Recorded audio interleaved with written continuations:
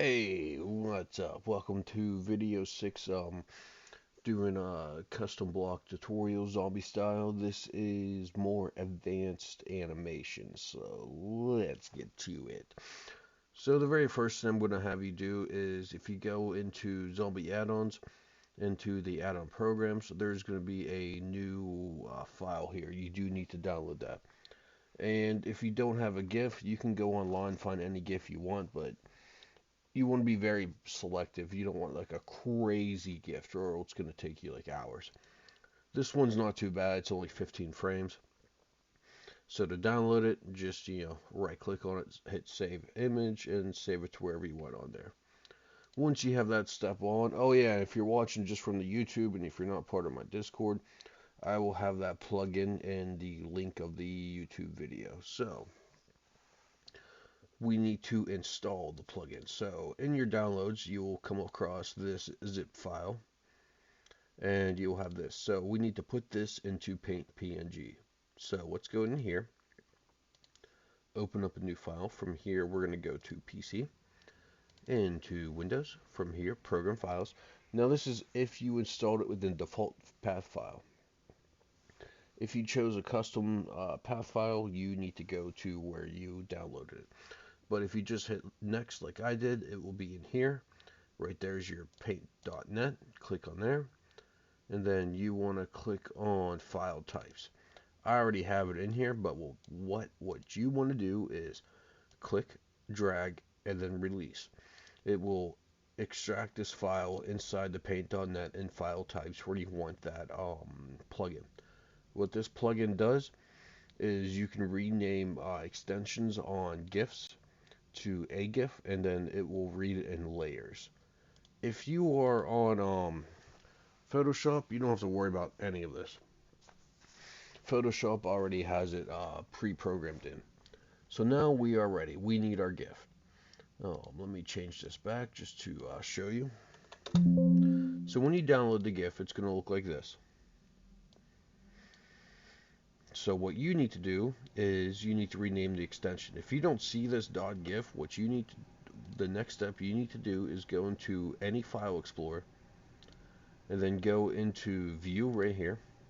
Then go into show file name extensions.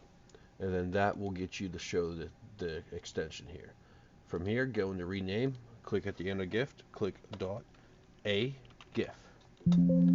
And then it's going to look like it's going to break it, but it really doesn't.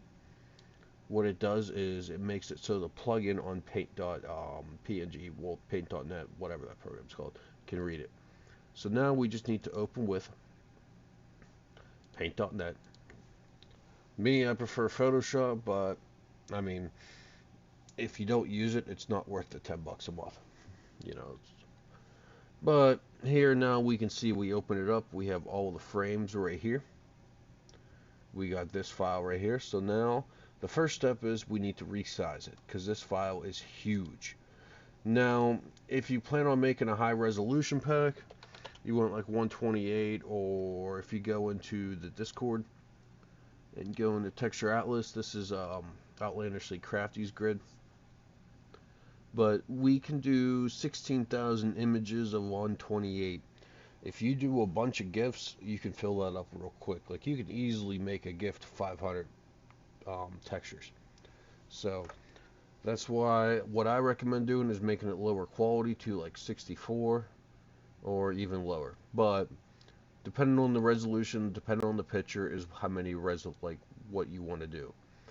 Me personally, I'd be okay for this being 64 by 64. Some people that might bug, so you might want to do 28 by 28.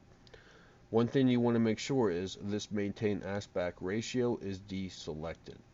That way you can have a perfect square. Because not all GIFs are going to be perfect square. But once you do this, I'm doing 64. It will resize every single frame to 64. So now we got our square. So now we need to do a little bit of math. We need to pull up our trusty little calculator. There we go. So if you did 128, you will do this, 128 times 15, because you are doing 128 width, and then you are going to have a height of 15. So 128 times 15 would be, this is your height. We did 64, so we are just going to do this by 15 because this GIF is 15. If you had a GIF of 30, you would times it by 30. So depending on how many frames is what you're going to times it by. So we need 960 pixels. So we'll do a new folder. In the width, we'll do 64 because my image is 64. Here, we'll do 960. And then this is our flipbook right here. Next thing we need to do is make this transparent. So what we're going to do is go into our trusty eraser. We're going to do brush size 50 because that is, well, no, even bigger. Actually, then we got to hit enter, don't we? We need bigger than that, 500. There we go. And then we're going to make this transparent. Boom. Now we need to go back. We'll change this to 5. So what we're going to do is make this into a flipbook. So we'll do Control A, copy, or you can, whatever you prefer. If you want to do it the manual way, you can. Actually, we need to make our markers. Sorry. So let's zoom in. The way I'm zooming in is holding Control and then hitting the center button in your mouse, like the scroll wheel button. Pretty much all mouses have it now. I'm sure there's another way to zoom. You can always hit Control plus or Control minus, but however you prefer. But we're going to zoom in the image, and what you want to do is prep it. So you want to color any color you want the edges, just like this. Now hit Control C, then go into your flipbook, Control V, or however way you want to paste it. I would zoom in a little bit. You're going to need it. This one I already put it in the perfect spot because it's our first one. So now we go in here, we click frame 2, deselect frame 1. Oh yeah, yours is going to look real small. All you got to do is go to these edges, and then you can make it bigger, as big as you want. I suggest making it at least so it's readable. So we are on frame 2, and then we got to select frame 2. Make sure you deselect these. If you do not deselect these, as you can see, you will see the previous frame on what you're editing. You do not want to do that. You want just frame 2 for this next one. So then,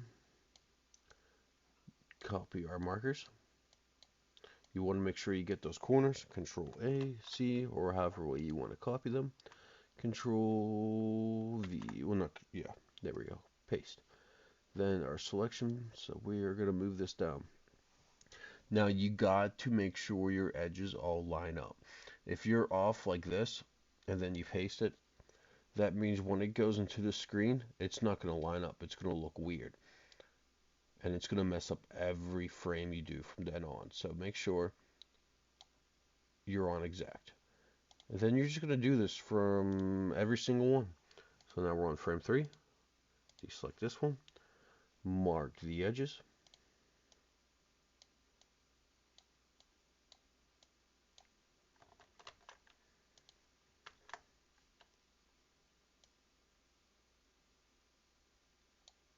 Cool. So I'm going to speed it up. I'm going to cut to the very end. That way you don't have to watch me to do this. Oh yeah, when you copy and paste, you do have to hit enter to basically seal it into the layer. And yeah, so yeah, I'm going to cut the video until we're done. So, okay. Alright, so once you get all that done, you'll know you did it right if your markers hit to the very edge. The next thing you want to do is go into your eraser. Go, see, boom. What you want to do is hardness. You want to do 100%. And then, I don't know, maybe 10%, 10 on the eraser. And then what you want to do is delete all of your markers. Couple clicks just to make sure you got it all. Don't go near your actual gift. Just stay on the edge where you had those marks. You want to make sure you get them really good. Or you could have, if you wanted to make it, like if you have a border around it, you would still see them. Of course, if you had a border around, you wouldn't need them. These are for non-border gifts. And you'll see what I mean here. Alrighty, I think I got them all. Dope. So now you just save this, hit save as, and then remember to find this, you want to make sure you have it at PNG. And then you want to go into your Mojang, resource, go down to your pack, go down to textures, blocks, and then save it. I'm going to save it. The bird is the word, because the bird is the word. The word is the bird. Anyway, so yeah, it's saved. Boom. The next thing now we are in is Blockbench. So in Blockbench, this is going to be super easy because you guys already done it a million times. You're going to go into your behavior pack. Maybe not a million times, but you did it in the last lesson. You're going to literally make the same exact block in here. So, I mean, I'm calling mine the bird is the word. You can call it whatever you want. Make sure you got a display name. Now, the only difference is the material instance. Because this is a solid image and a clear background, we want alpha tested. So we could, if you're still on blend, just delete that render, go into render method, and then go here to alpha test. That is the only difference. Other than that, you make your resources and your flipbook the same. One thing I wanted to go over. So, if you've been editing your flipbook in VS Code, and then you go into Bridge, it's going to look like this. It's not going to show up any of your other blocks. How to update this? This is the only glitch in Bridge I could find. It doesn't matter how many times you re-up the cache. According to Bridge, there's no other block. Oh, it actually did. Oh, never mind. That's something completely else. It will go in here. It will not update this at all. So this is the trick. Go in here, reveal and file. See if we open up this, we'll see, well, not that, flipbook. We'll see that I have two blocks in here, but according to Bridge, it doesn't. So to update Bridge, if you wanted to play in Bridge, what you would do, move this to your desktop. Yes. I already had one, but that's okay. So since this is moved out of the Bridge, go into your Bridge, delete this flipbook. Then drag your up-to-date one back into Bridge, refresh, and then boom, now it will show both blocks. That's the only glitch, like the only downside about doing it in Visual Studio. Now in here, on this block, because of the way the frames are, I would have it on blend false. You can see, if you put it on true, you will see it like being like really blurry. So to fix that, put it on false. And then like you can make this number any way you want. And then you can also edit this all in Blockbench too. So let's go see what the block looks like. Alrighty, so now if we type in the bird is the word, boom, there's our block. And then boom, there it is. We could speed it up if we want. That's at 5 tick speed. That's a little bit slow. So if we, here just to show you guys, we will do 1. And just to show you what this looks like too. There we go. See how it's much faster, but if you look, since we turned that off, see how it's kind of like, I don't know, a little bit blurry almost. I mean, it kind of looks cool this way. We might like it like this, where we can see like the old frames kind of like it almost looks like a little blurry motion. But it's up to you which one you like. You are the creator. That is how to make GIFs into animated blocks. Hopefully you guys like this. Please click that like button and share. And you guys have a wonderful night. Zombie out.